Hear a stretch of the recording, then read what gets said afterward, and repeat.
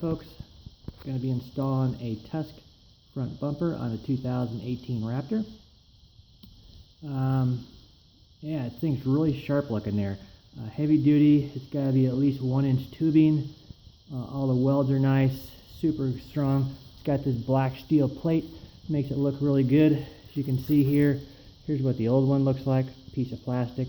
It's really easy to come off. You can see here, you got 2 bolts here, 2 bolts up there. This thing just sits there like that. Unscrew it. Really simple. It's probably one of the easier ones to do here. So I'm going to go ahead and install it. I'll show you guys what it looks like here in a second. Alright folks, ran into a problem. This happens all the time when you go to install stuff. But if you look here, see if I can get it to show.